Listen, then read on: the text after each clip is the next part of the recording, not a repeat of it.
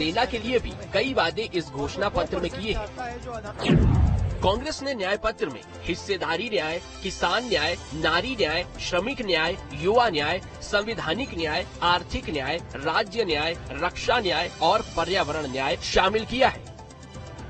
48 पन्नों के घोषणा पत्र में कांग्रेस ने 10 स्तंभों पर जोर दिया है और सबके अंदर 5-5 गारंटियां लिखी हैं और नारा दिया है, हाथ बदलेगा हालात। फिलहाल अगर देखें कि किस वर्ग के लिए क्या खास ऐलान किया गया है, तो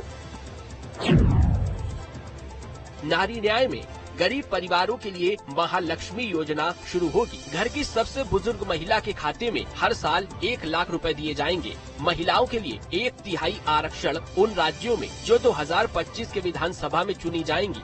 केंद्र की नौकरियों में 50% आरक्षण दिया जाएगा।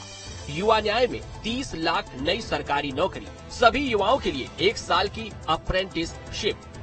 ट्रेनी को 1 साल में 1 लाख रुपए मिलेंगे। पेपर लीक के खिलाफ कानून लाएंगे। युवाओं के लिए 5,000 करोड़ रुपए का स्टार्टअप फंड। 21 साल से कम के खिलाड़ियों को 10,000 रुपए खेल छात्रवृत्ति मिलेगी। किसान न्याय में MSP पर कानूनी गारंटी का वादा किया गया है। कर्ज माफी के लिए स्थायी आयोग का गठन होगा। फसल नुकसान के लिए 30 दिन के अंदर बीमा भुगतान की गारंटी। किसानों को लाभ पहुंचाने वाली आयात निर्यात नीति। कृषि इनपुट पर कोई GST नहीं लेने का वादा। श्रमिक न्याय में टेस्ट, दवा और इलाज की सुविधा देने का वादा। न्यूनतम वेतन 400 रुपए प्रतिदिन।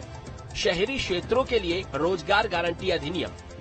जीवन बीमा और दुर्घटना बीमा का वादा। सरकारी सेवाओं में संविदा सिस्टम बंद होगा। समान काम समान वेतन का सिद्धांत लागू होगा। हिस्सेदारी न्याय में सामाजिक, आर्थिक और जाति जनगणना का वादा। SC, ST, OBC आरक्षण पर 50% का कैप हटेगा।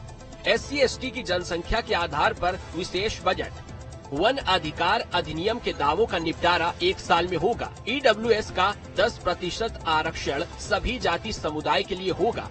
और जो बाकी कांग्रेस सांसद राहुल गांधी ने कहा है कि कांग्रेस का न्याय पत्र देश की आवाज है। जो बाकी हिंदुस्तान चाहता है वो इस मैनिफेस्टो में है, और जो 2% चाहता है, जो अदानी जी चाहते हैं, वो आप उनका मैनिफेस्टो देख लीजिए, आपको पता लग जाएगा। उसमें उनकी रिक्वेस्ट लिस्ट पूरी की पूरी आपको मिल जाएगी। इतना ही नहीं, कांग्रेस ने कुछ गारंटियां अलग से दी हैं। वन नेशन वन इलेक्शन का विरोध। मतदान EVM के जरिए होगा। वीवीपैट की पर्ची से मिलान किया जाएगा। पेंशन की राशि न्यूनतम 1,000 रुपए प्रति महीने। जांच एजेंसियों के दुरुपयोग रोकने के लिए कानून। इंटरनेट के मनमाने अंधाधुंध निलंबन को खत्म करने का वादा। मानहानि के जुर्म को अपराध मुक्त करने का वादा। 10वीं अनुसूची में संशोधन का वादा। दल बदल करने पर विधायक सांसद की सदस्यता खत्म होगी। पुलिस केंद्रीय एजेंसियां सख्ती से कानून के अनुसार काम करेंगी। हालांकि कांग्रेस की ओर से इस घोषणा पत्र में उन मुद्दों को शामिल नहीं किया गया है जिसकी बदौलत कांग्रेस हिमाचल और कर्नाटक में जीती थी। कांग्रेस ने पुरानी पेंशन योजना और सस्ते सिलेंडर का वादा इस पत्र में नहीं किया है। हालांकि बीजेपी की ओर से कांग्रेस के न्याय पत्र पर तंज कसा जा रहा है। कांग्रेस ने का घोषणा पत्र, जिसको न्याय पत्र नाम दिया है, कांग्रेस अन्याय के पहाड़ पे बैठी हुई सदैव पूरी देश के किसान, गरीब, मजदूर, युवा सबके साथ अन्याय करते हुए उन्होंने अपना समय गुजारा। ऐसे में उनके द्वारा न्याय शब्द उनके मुंह पे शोभा नहीं देता है। सभी कांग्रेस के बड़े नेता से लेके अपोजिशन के, इंडिया गठबंधन के सब लोग अपने परिवार से बाहर किसी की हिस्सेदारी बर्दाश्त नहीं करते। जबकि कांग्रेस घोषणा पत्र के जरिए जनता को न्याय देने का वादा कर रही है। बताया जा रहा है, जब से राहुल गांधी ने भारत जोड़ो न्याय यात्रा शुरू की, तब से सभी मुद्दों को वे न्याय से जोड़ रहे हैं और इसीलिए घोषणा पत्र में भी न्याय जोड़ दिया गया है।